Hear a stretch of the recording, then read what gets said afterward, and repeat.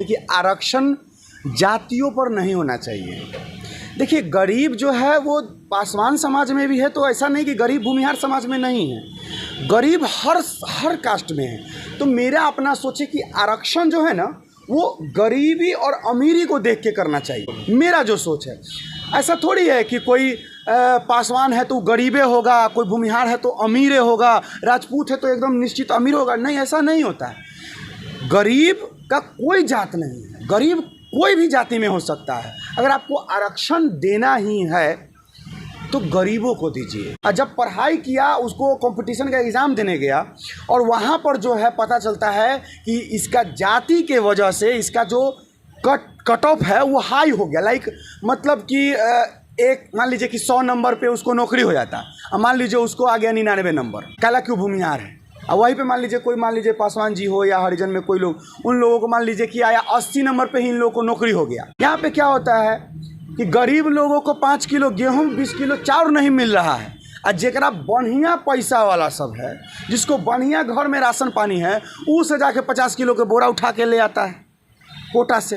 और गरीब लोगों को न गेहूँ मिलता है न राशन मिलता है। जब नाम पूछने जाता है कि हमारा नाम नहीं है, तो कहता है जो पैसा दिलिए 2000 रुपया जमा करिए तो नाम जोड़ दो। अरे यार, सरकार 40 का खरीद रही है, हम लोग 18 का बेच रहे हैं, प्लस उसको और भी खर्चा हो रहा है। तो कहीं ना कहीं डायरेक्ट अगर पूरा का पैसा, पूरा ट्रांसपोर्ट सब मिला के ही अगर डायरेक्ट जनता को दे दिया जाए तो कम से कम हमको लगता है कि परवलवा चावल सब खरीद के खा लेगा क्या। बिहार में शराब बंद है, ये हमें लगता है सही नहीं है। बिहार में शराब चालू होना चाहिए, लेकिन हाँ, ऐसे नहीं चालू होना चाहिए। क्योंकि देखिए, बिहार में शराब बंद होने से क्या होता है कि पहला नंबर जहरीला शराब बिकने लगा, लोग मरने लगे, नए नशा के नया स्माइकर बना, सब सुलेसन पीना शुरू कर दिया।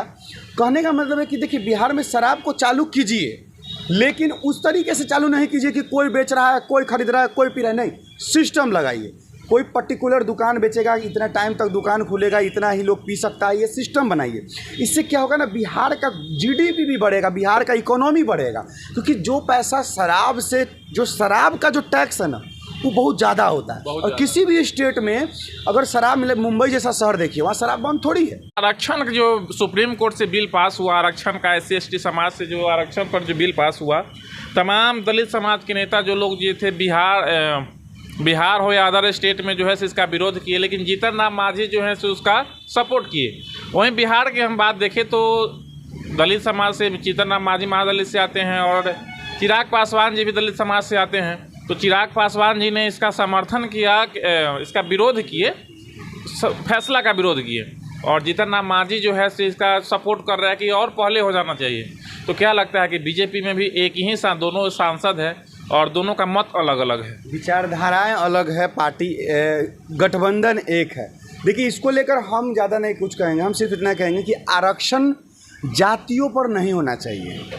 देखिए, गरीब जो है वो पासवान समाज में भी है, तो ऐसा नहीं कि गरीब भूमिहार समाज में नहीं है। गरीब हर कास्ट में है। तो मेरा अपना सोचे कि आरक्षण जो है ना, वो गरीबी और अमीरी को देख के करना चाहिए। बिल्कुल, मेरा जो सोच है, ऐसा थोड़ी है कि कोई पासवान है तो गरीबे होगा, कोई भूमिहार है तो अमीरे होगा, राजपूत है तो एकदम निश्चित अमीर होगा। नहीं, ऐसा नहीं होता है। गरीब का कोई जात नहीं है, गरीब कोई भी जाति में हो सकता है। अगर आपको आरक्षण देना ही है तो गरीबों को दीजिए। उसको फाइंड आउट करके कि हाँ, ये गरीब है, इसको खाने का पैसा नहीं है, इसको 5000 रुपया नहीं मिल रहा है महीना में जो घर चला पाए, तो आप उसको आरक्षण दीजिए। उस बच्चा, उस विद्यार्थी को आरक्षण दीजिए जिस विद्यार्थी ने अपना पूरा जीवन काल में खुद कमा के पढ़ा है। अब मान लीजिए क्या होता है कि हम कोई अपर कास्ट में नहीं आते हैं जो हम इसका सपोर्ट कर रहे हैं, ऐसा कुछ नहीं। हम तो जातिवाद के बिल्कुल खिलाफ है। मेरा कहना ये है कि मान लीजिए कि कोई भूमिहार जात का ही है, या राजपूत है, या ब्राह्मण है, कोई बड़ा जात का है, और मान लीजिए उसके पास एक धूर ज़मीन नहीं है रहने के लिए, ठीक है। मान लीजिए वो अपना पढ़ाई जो है बहुत मुश्किल से, जैसे ट्यूशन पढ़ा के, कोचिंग पढ़ा के, स्कूल पढ़ा के मेहनत करके वो कमा के पढ़ाई किया। और जब पढ़ाई किया, उसको कंपटीशन का एग्ज़ाम देने गया, और वहाँ पर जो है पता चलता है कि इसका जाति के वजह से इसका जो कट ऑफ है वो हाई हो गया। लाइक मतलब कि एक मान लीजिए कि 100 नंबर पे उसको नौकरी हो जाता, और मान लीजिए उसको आ गया 99 नंबर, काला क्यों भूमिहार है।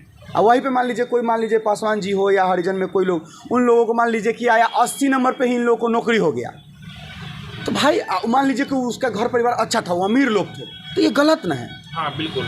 अरे आरक्षण गरीबी देख के दीजिए कि बेचारा गरीब है, इसको आरक्षण दिया जाए, इसको अलग से रिजर्वेशन दिया जाए ताकि ये भी फल फूल सके।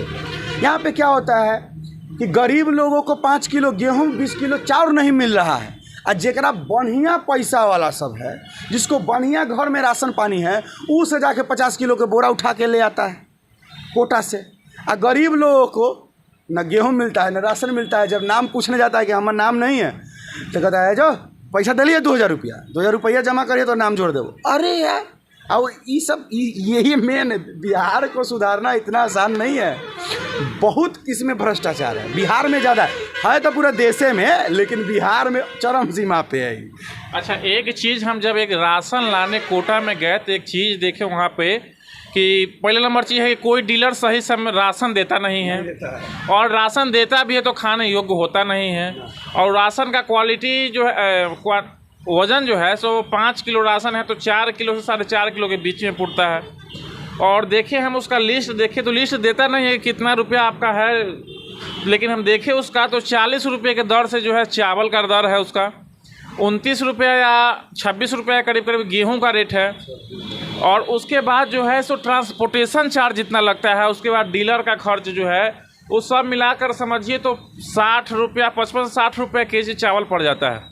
और उसके बाद भी गरीब जनता जो है शोषित हम ही लोग के टैक्स के पैसा से ना होता है हो, उसके बाद भी उसको बेच दिया जाता है और कम दाम पर मुनाफा खरीद करके फिर उसी को जो है सप्लाई किया जाता है बिहार में चाहे अदर स्टेट में।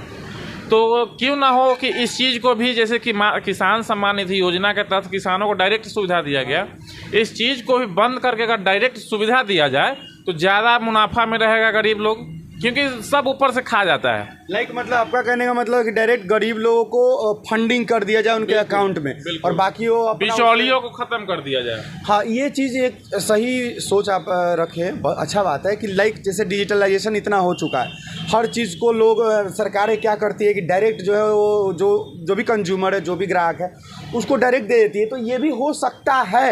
अब बशर्ते इसमें ये को थोड़ा सा समस्या ये होगा कि जैसा हो सकता है कि पैसा आएगा लेकिन कोई गेहूं चावल ना खरीद के कहीं कुछ और करना ना शुरू कर दे, ये भी हो सकता है। क्योंकि यहाँ का लोग सोचता है कि आया है मान लीजिए 500-1000 जो भी आया गेहूं राशन पानी के लिए, अब मान लीजिए पत्नी उसकी कहेगी कि जाइए चावल गेहूं ले आइए, चावल गेहूं का पैसा है, और दूल्हा जो है वो पैसा ले जाके दारू पी जाएगा। अच्छा, ऐसा भी नहीं कह सकेंगे। ऐसा भी तो हो सकता है कि आप राशन जो दिए हैं उसी को हमको अगर पीने का इच्छा होगा तो हम उसी को बेच कर ना पी लेंगे। हाँ, वो तो होने के लिए कुछ भी हो सकता है। उन्हें से राशन उठाएगा, इन्हें बीच में खड़ा रहता है बाइक लेके, बेचवा मतलब खरीदने डीलरे खरीद लेता है, डीलरे खरीद लेता है तो उल्टा करके पैसों दे देगा। तो इसमें ये चीज़ है कि अगर डायरेक्टली पैसा मिल जाए तो ठीक है, ये भी सही है, क्योंकि बाद में सब उसको बेच ही देता है। हाँ। खाता उता कोई है नहीं, उन्हें से उठाता है, इन्हें आके बेच ही देता है पैसा के चलते। तो ये भी ठीक है कि डायरेक्ट पैसा दे दो, ग्राहकों खुश हो जाएगा, सरकारों जो है डायरेक्ट कम टेंशन फ्री हो जाएगी, अब बिचौलिया सब जो है होकर तो घरे बंद हो जाएगा। क्या कहिएगा, वो ज़्यादा अच्छा है। इससे काफ़ी जो है हद तक देखिएगा कि बिहार में और अदर स्टेट में जो है ना गरीबों का हक मारा जाता है इस प्रकार से करके, क्योंकि हमारे टैक्स के पैसा से ही सारा कुछ चलता है। उसके बाद हमारा जो मिलने का जो कुछ चीज़ है उसमें भी बिचौलिया समझिए तो 50+ जो है सो साफ हो जाता है ऊपर से। और हम लोग समझिए तो 40 रुपये के दर से चावल का रेट सरकार के जो खरीद करके भेजती है हमारे लिए, उसका ट्रांसपोर्टेशन का चार्ज और दुकान का चार्ज अलग है, और हम लोग उसको बेचते हैं कैसे 18 रुपये 20 रुपये 22 रुपये बेचते हैं।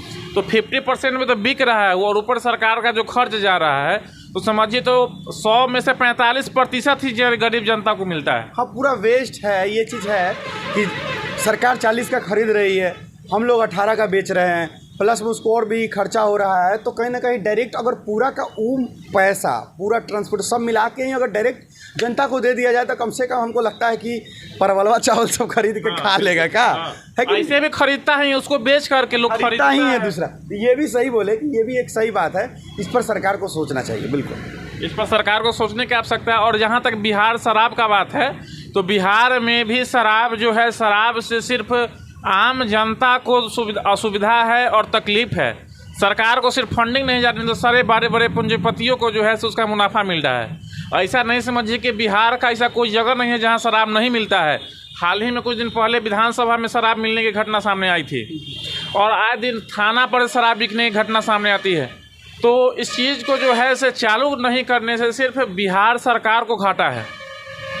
क्या बिहार में शराब बंद है ये हमें लगता है सही नहीं है। बिहार में शराब चालू होना चाहिए, लेकिन हाँ ऐसे नहीं चालू होना चाहिए, क्योंकि देखिए बिहार में शराब बंद होने से क्या होता है कि पहला नंबर जहरीला शराब बिकने लगा, लोग मरने लगे, नए नशा के नया स्माइकर बना, सब सुलेशन पीना शुरू कर दिया। कहने का मतलब है कि देखिए बिहार में शराब को चालू कीजिए, लेकिन उस तरीके से चालू नहीं कीजिए कि कोई बेच रहा है, कोई खरीद रहा है, कोई पी रहा है। नहीं, सिस्टम लगाइए। कोई पर्टिकुलर दुकान बेचेगा, इतना टाइम तक दुकान खुलेगा, इतना ही लोग पी सकता है, ये सिस्टम बनाइए। इससे क्या होगा ना, बिहार का जीडीपी भी बढ़ेगा, बिहार का इकोनॉमी बढ़ेगा, क्योंकि जो पैसा शराब से, जो शराब का जो टैक्स है ना वो बहुत ज़्यादा होता है। और किसी भी स्टेट में अगर शराब मिले, मुंबई जैसा शहर देखिए, वहाँ शराब बंद थोड़ी है, एयरपोर्ट पर मिलता है। तो देखिए शराब से क्या होता है ना, शराब से होगा कि आपके यहाँ जो बाहर के इन्वेस्टर्स आएंगे या बिजनेसमैन आएंगे, आपके यहाँ रुकेंगे, क्योंकि उन लोगों को होता है, उन लोग बिना पिए हुए उन लोग काम नहीं करेंगे। और पता चलेगा कि बिहार में शराब बंद है तो कहेंगे नहीं वहाँ मीटिंग मत रखो, बगल में रखो, यूपी में रख लो, बगल में झारखंड में रखो मीटिंग, पटना में नहीं। अब बाहर के लोग यहाँ नहीं आएंगे, यहाँ पे खर्चा नहीं करेंगे, तो बिहार बढ़ेगा कैसे? शराब बंद नहीं होना चाहिए, शराब चालू होना चाहिए। लोगों को शिक्षित कीजिए इस बारे में, लोगों को बताइए कि शराब क्या है, कैसे, कितना पीना नहीं पीना, ये चीज़। ये नहीं कि शराबें बंद कर दिए, चलिए ठीक है, पहले किए, उस समय बहुत ज़्यादा धड़ल्ले से सब पीता था, वो ज़्यादा हैवानियत करता था, पी पा के अपने पत्नी को गाली देना, मारना रोड पे, वो सब ठीक है, उस समय बंद किए। लेकिन अब जो है चालू करना चाहिए, सिस्टम से चालू करना चाहिए, ताकि जो शराब की वजह से ना बहुत सारा पुलिस लोग का कमाई बढ़ा हुआ है। ये बात जान लीजिए, पुलिस लोग ही खूब कमा रहे हैं। किसी को तू शराब पी ले, वो नहीं पी ले तो जबरदस्ती उसको पकड़ कर पैसा ना तो फंसा देंगे। अरे यार अच्छा, एक और चीज़ है, एक रिपोर्ट के माने तो ये शराबबंदी जो है से महिलाओं के उत्पीड़न और मारपीट, घरेलू हिंसा, सब चीज़ को लेकर के हुआ था कि सुविधा पहुंचेगा लोगों को। लेकिन अभी जो डेट देख लीजिए, जेल का स्थिति जो है, 50% लोग जो है से पीने वाले हैं, और जो कमाने वाले हैं वो जेल में चले गए हैं, और जेल में जाने के बाद उनकी महिलाएं जो हैं से डेट पर दौड़ती हैं। तो जिनके सुविधा के लिए आप जो किए हैं वो दिन भर जेल का चक्कर, कोर्ट कचहरी का चक्कर कर रही हैं, और जो कमाने वाले हैं सो जेल में हैं। ये भी असुविधाएं समाज में देखी जा रही हैं काफ़ी हद तक। चलिए अब मान लीजिए था, इसलिए तो बोले कि जो था उस समय ज़्यादा था। आज से जब शराबबंदी हुआ बिहार में, उससे पहले जब शराब चालू था तो बहुत ज़्यादा था वो चीज़। तो अब लेकिन कंट्रोल हो चुका है, बहुत लोग शराब छोड़ भी चुके हैं। तो हमें लगता है इसलिए तो बोले अब चालू करना चाहिए, सिस्टम से चालू करना चाहिए, कुछ उस पर भी कानून होना चाहिए, तो कहीं ना कहीं उसके जैसा फिर स्थिति नहीं बनेगा। और आप भी बात सही बोले कि जिसके फ़ायदे के लिए ये नियम लाया गया उसी का नुकसान हो गया, तो ये बात भी सही है।